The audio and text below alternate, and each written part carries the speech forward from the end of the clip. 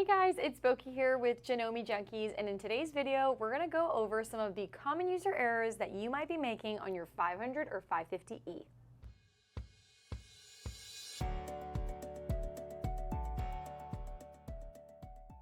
So this list that I've put together for you is some common user errors that I've noticed customers make throughout the years, new owners, or there's a little bit of a learning curve when it comes to embroidery machines. It's still sewing, but it is completely different than regular sewing. So I wanted to make a list of some helpful tips for you guys so that way you can see if you're making these mistakes and you can correct them and just learn something new, hopefully by the end of the video. So let's get started. The first thing I want to talk about in today's video is going to be the basics. I know it always sounds silly starting at the basics. People always almost get like slightly offended when we always say, let's start with the basics, right? Because it might seem like I'm blaming it on you, but the basics always matter. It's not necessarily about blaming anybody. It's just making sure the machine's threaded correctly, make sure that you're using the right thread, that you're using the right needle. The basics are so important, and all it takes is one day with a little bit of brain fog and you accidentally forget one little section, or you forgot to change the needle, or you use the wrong needle because that's all you had around. The basics are always super important. So take some time to stop, maybe even walk away. It's happened to me. Maybe walk away, come back, make sure you are threaded properly, make sure that everything from the top to the bottom is threaded properly, that you have a fresh new needle on there if you're experiencing issues, that your bobbin is put in properly on this machine. The basics are always the first place to start. As far as any videos that we have going over the basics, check out the description below to see what videos we can offer you, getting started, going over the threading, bobbin winding, all that good stuff, because the basics are always step number one and they are the most important. Speaking of going over the basics, let's start off in that bobbin area. So what type of thread should you be using in the bobbin? It's usually recommended that you work with a 60 weight in the bobbin, and then you can work with something different on the top. In embroidery, tension is a little bit different. We're really used to on our regular home sewing machines that tension is 50-50, right? You have your top thread on the top, the bobbin thread on the bottom, and they're perfectly balanced and you don't see one on the other side. But embroidery, it is different. The tension is more like 70-30, where there's a lot more top thread and a lot less bobbin thread on the bottom. So 60 weight is usually ideal to always have in your bobbin case when you are doing embroidery. And another tip that I want to give you about that is if you're working with polyester on the top, try to work with polyester on the bottom. Keep the two materials together, right? Because cotton tends to be a little bit more matte and stick to itself. So if you start mixing it with polyester, you might have some issues. It's just usually easier to keep all your variables as like as you can, as similar to prevent any issues. But that's just my suggestion. And then on the top, you don't have to work with 60 weight on the top. You can work with 40 weight. Glide 40 is our preferred thread here. It's your do-it-all. It's a 100% polyester thread, so it's going to offer you lots of strength, beautiful sheen since it's polyester, and it's super low lint, virtually lint-free as we like to call it. 40 weight means it's a little bit stronger than some of your 50 weight threads out there. It's going to be a little bit thicker, and it's just fabulous. They have a wide range of colors. They come in king spools, small spools, and well over 350 colors, so you'll find the right color for your project. So if you want to work with Glide 40 on the top and then work with a 60 weight on the bottom, you can certainly do that. Glide does come in a 60 weight, and you can pre-wound all your bobbins, or you can purchase pre-wound bobbins and save yourself some time. While we're on the topic of bobbins really quick, let's talk about what size you should be using on this machine. It's important that you use class 15A pre-wound bobbins on this machine. If you have L's lying around, you'll notice that they're almost the same diameter, but they are not the same height. So really important that we're using the proper bobbins, especially if you're planning on purchasing pre-wound bobbins. So as far as that bobbin thread goes, 60 weight's going to be ideal. You'll notice that even on your regular home sewing machine, that's typically what they recommend even on the bobbin for when you're doing decorative stitching too. It's just because there's a lot of friction going on, there's the threads getting sucked up, the fabric's shrinking, it's just a lot going on there, so it just helps balance that tension a little bit more appropriately. Now something else to keep in mind is this machine can not only be used for regular embroidery, you can quilt your quilts in this hoop. On the 500E and the 550E, they have a very large hoop depending on which model you have. One is about 12, one is about 14. It's a very large area, and hooping your quilt into the hoop and doing designs is certainly possible, but the tension looks a little bit different. So unlike regular embroidery, where it's a more dense design, right? Quilting is going to be much more like you quilting on your home machine, and you want the tension to be 50-50, not 70-30. So how do you get that to look like that? Well, you get 2 bobbin cases with these machines. So let's talk about when to use which. So you do get 2 different bobbin cases with this machine. When you take this machine out of your box, you'll notice that inside the machine is already pre-installed the red dot bobbin case. It has a little red arrow, and that tension is what's balanced for 50-50 ratio. You're gonna notice that in all the Janome sewing machines, that's what comes on it. The cool thing about Janome is they actually offer different bobbin cases. They offer a blue dot as well. So if you are somebody who doesn't have an embroidery machine, but you have like the 9480 or the 9410, you can purchase the blue dot bobbin case, which has a different tension setting, more specific for like free motion quilting. And then the red one is balanced more for 50-50. And then the other bobbin case you get with this machine is the yellow dot bobbin case. So little yellow indicator on it. That tension is balanced for embroidery. So that more 70-30 or 60-40 ratio that we're looking for in embroidery. So it's really important that you change that. And I know that's kind of silly and maybe hard, and I wish they just installed the yellow dot when you open this machine because it can be so confusing. I've saved so many customers from that, especially if you are new and just trying to figure out embroidery. It's really important that you make that switch because your tension is going to look bad and you're going to give me a call and say, Boki, what am I doing wrong? And it's a really easy fix. Just make sure when you're doing embroidery, you're on yellow, and when you're doing quilting, you're on red. So making sure you're having the right bobbin case in your machine is going to be crucial to having good tension on your embroidery projects, but you also have to keep in mind another thing to look out for, especially with the course of time, the more projects you conquer, is just taking some time to clean your machine, all right, making sure the machine is clean and tidy. That also kind of goes back to the basics on this machine. So everything from the top to the bottom to the inside, making sure that bobbin case is clean will equal happy stitching. So what will also affect bobbin tension, even if you have the right thing in there, everything else checks out, but your tension is still looking really rough. It might be time to take out your bobbin case and closely examine it for any damage. It happens, we have broken needles, we're only human, it's gonna happen to us. So when that does happen, it's really important that you stop.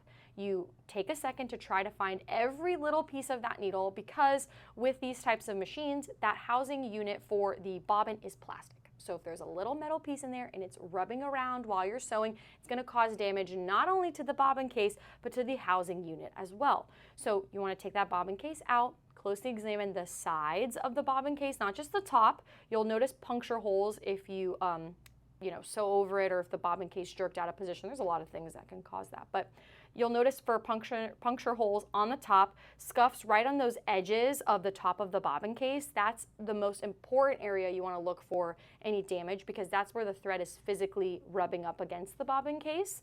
Also examine like the sides too, because the thread actually wraps around the bobbin case fully. So take some time every so often when you're doing your regular maintenance, or if you start noticing any issues with your tension, it could be down to the bobbin case. So make sure that's good as well.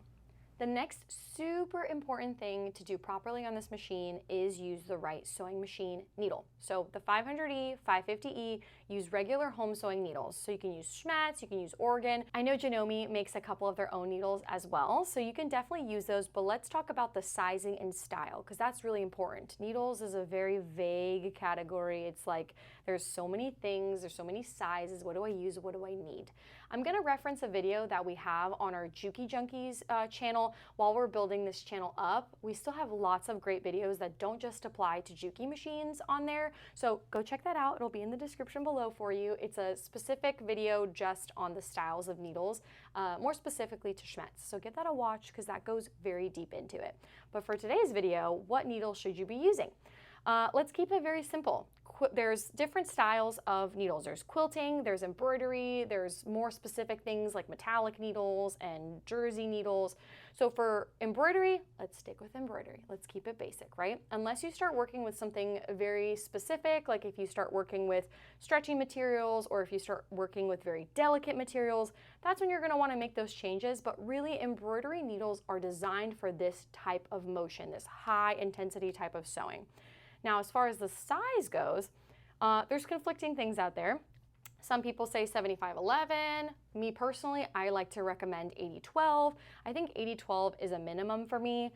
Again, just take this with what applies best to you and what gives you that stitch quality that you're looking for. But I think an 80-12 is going to be perfect for something like using a 40 weight on the top, using the 60 weight on the bottom. It's just going to level things out nicely, and especially with high intensity sewing that embroidery is, I think 80/12 is kind of like a good minimum. I usually use a 90/14 on my machine, but those are kind of good places to start, right? And then you can size that up as needed, or if you start using thicker threads, or if you start using thicker materials as well. And then on the other side of this machine, so remember how I said you can do quilting in the hoop, right? You can do more like delicate type of stencil designs where it looks like drawings and more less complex things. There's not lots of layers. There's not lots of satin stitches and things. It's much more doodle-like. That's when you would use your red dot bobbin case, but that would be a good opportunity to also use a quilting needle, right? Because different tension, 50/50, and it's not like that same motion as embroidery. So using a quilting needle in that instance would totally make sense, and I would probably recommend a 90/14, especially if you're doing a quilt in the hoop, because you got layers, right? You got the back, you got the middle, and you got the top. And then more specific needles out there in embroidery, sometimes you can do like metallic threads, which is a very specific type of thread. It almost feels like aluminum foil rolled very, very thin and turned into a string. In those instances, you would use a metallic needle because it's designed for that type of weird, stringy type of thread. So very simple. That video that I reference is a great one to watch, but if you have any questions about needles, always feel free to reach out. Schmetz does a fantastic job of making it very easy to identify, and once you take some time to learn it, you'll retain it and you'll just use what you need to use. The next thing I want to cover with you guys is when you're preparing your project to go into the hoop, there's a couple different ways you can do it, but one of the things you want to keep in mind is making sure you're not hooping the project too tight. So like really, really taut. This kind of changes. The problem with embroidery is there's a lot of variables, right? So it changes per situation, per project, per design. So something to keep in mind, if you're working on a design that has lots of colors, lots of layers, it's a more detailed design, you want to make sure you're not hooping the frame too tight. Because what's happening with more dense designs, the project is shrinking the fabric. It's sucking up the fabric, right? Because there's things in there, the layers that are sucking in as we're doing those really, elaborate details to the project. So if you're hooping it really, really tight, it might look good while you have it on the hoop, but then when you take it off, the fabric's gonna fall back naturally and you're gonna notice all these little wrinkles and crinkles around the project. So that's a result from hooping it too tight. Another thing that can happen as well is if you're working with something and it's very, very tight, as you progress more into the project, things might not align anymore because it's so tight, it's shifted. So you're about halfway through the project and the flower is supposed to go in that one spot, but it's a 1/4 of an inch off to the right or to the left or to the top or to the bottom because the fabric is distorting and it's causing the misalignment. So making sure you're not hooping your project way too tight for certain projects is really, really important. For more delicate designs, things that are less specific, it's not so much of a worry, but when you are doing, bigger projects and things that have a lot of detail, make sure you're not hooping it too tight. You kind of want it like a little bit of a bounce when you're holding it in the frame, just a little bit, but not too tight. Also, if you're working with like a very delicate fabric, hooping it too tight also, like with the screw on this machine, like if you're tightening the screw too tight, you'll start to notice that it makes like indents on the fabric too. So that's another thing to keep out for. One of my favorite solutions to this particular project is using the magnetic hoop that you get with this machine. So with both the 500E and the 550E, you do get a magnetic hoop, right? So it looks something like this, and there's little magnet strips on the sides, and you get these magnetic clips. So what does this allow you to do? This allows you to put the project on top of the hoop and clip it into place without having to physically hoop it. That's going to be a really nice way to avoid something, getting sucked up as much because it's not super taut. Also, doing your quilts, this is the way to do it. You're not going to want to hoop your quilt in like this. It's going to be really nice to float it on the top and then use these magnetic clips to secure it into place. So just keep that in mind about when you're hooping the project, and if you've run into that issue before, now you know why. It's just a little too tight. Loosen it up just a little bit, just to give it a little bit more, wiggle room as it does its thing. The next super important thing to talk about on this machine is the stabilizer. So in embroidery, the idea of embroidery is pretty simple, but you have to really know all these variables to set up your design for success. So it comes down to needle, thread, the prep of the project, and one of the biggest things is the stabilizer. What is stabilizer, you might ask? When you're doing your embroidery, let's say I want to put a name on this shirt. I can't just put the fabric on here and just expect it to do its thing. A common way to understand this is if you're on your regular home sewing machine and you're doing decorative stitching, you might notice that the tension doesn't look that good on 2 layers, but it looks better on 4 layers. It looks even better on 6 layers of fabric. And why is that? It's because there's more there providing stability for the stitches. So if I'm gonna go do a design on my machine, the stitches are gonna be flat. There's not anything there giving stabilization to those stitches, structure to those stitches. So it's really important that you use stabilizer under whatever project you're using, and sometimes even on the top, to allow those stitches to look the way you want them to be, crisp, defined, you know, no looping, no tugging and pulling in those weird areas. So stabilizer is a big topic, but a very, very important one. Another great video I'm going to reference on our Junkies channel, Shannon does a great video where we talk about stabilizer and understanding the differences and when to use which on what. So I know it can be a very big topic to digest, but it's really, really important. And even if you narrow it down to like 2 stabilizers, which ideally most of the time you're only going to use like a couple stabilizers for all your projects, but take some time to understand this so that way your stitches can look the best, because the machine's going to do all the work for you, but you got to set her up to perform correctly. So check out that video, it's in the description below. Shannon will walk you through stabilizers, and if you have any questions, you know where to find us.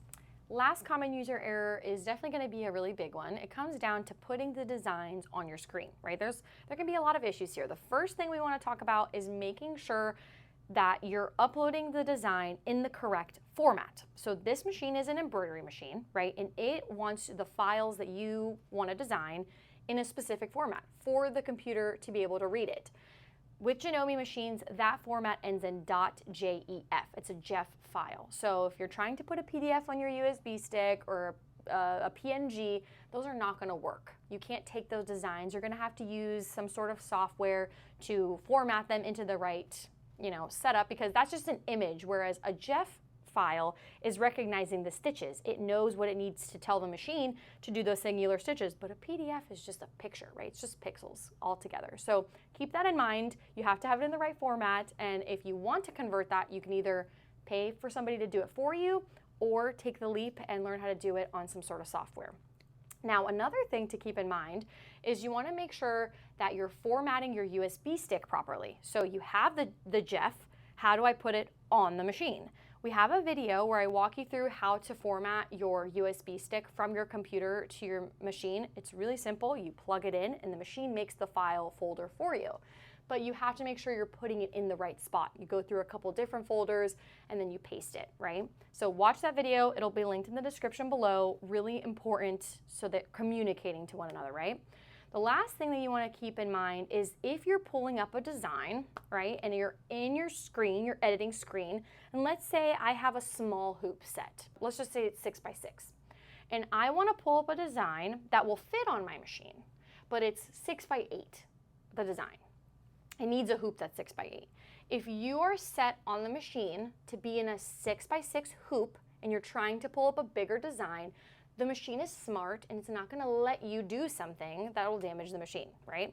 So it's really important to make sure that the designs that you're buying are in the perimeters of your capabilities, right? So whatever machine you have, right, for whatever hoop you need, you're buying them in the right size, but you're also uploading them in the right hoop size, because the machine's not going to let you do it any other way. So that's really important when it comes down to, you know, some of those basic things. Formatting your USB stick so you can actually get from point A to point B, making sure that the file is, you know, the right format so those two can communicate, and then lastly making sure you're uploading it into the right hoop size so the machine will let you do the design.